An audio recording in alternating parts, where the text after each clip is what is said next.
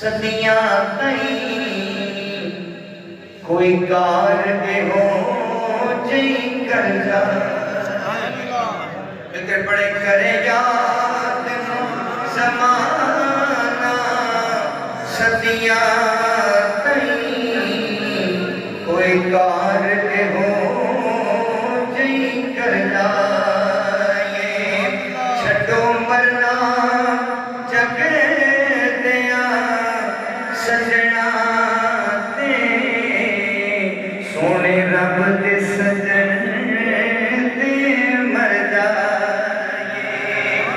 چھڈو مرنا جگہ دیا سجنا تے سونے رب دے سجن تے مر جائے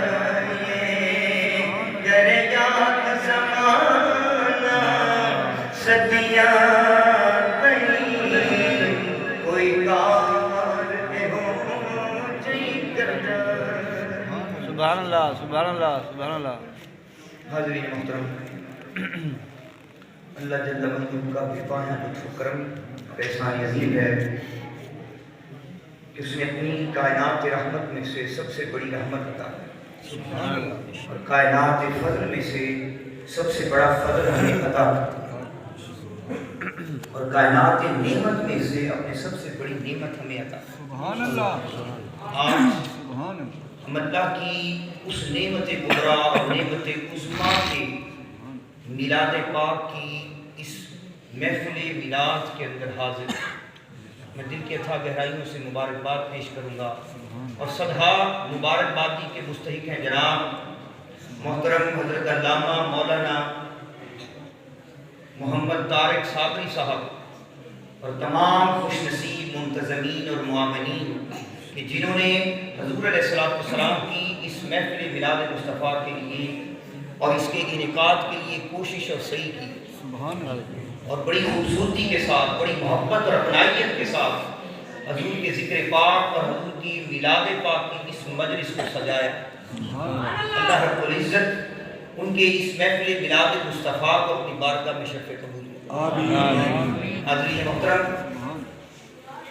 ابتدا میں جو آیت کریمہ کی تلاوت میں نے کی آج اس کو اپنی گفتگو کا موضوع بناتے اللہ رب العزت نے فرمایا وَرَفَعْنَا لَكَ ذِكْرَكَ، اے حبیب صلی اللہ علیہ وسلم محبوب ہم نے آپ کا ذکر آپ کی خاطر بلند کر دیا۔ سبحان اللہ سبحان اللہ۔ ہم نے آپ کا ذکر آپ کی خاطر بلند کر دیا۔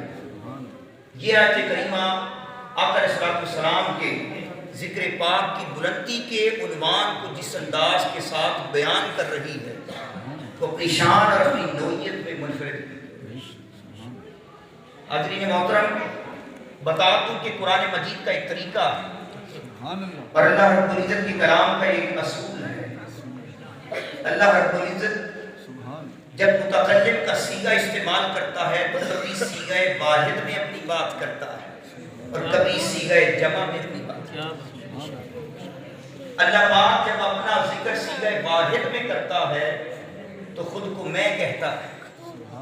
اللہ پاک جب اپنا ذکر صیغہ جمع میں کرتا ہے تو خود کو میں کی بجائے ہم کہتا ہے۔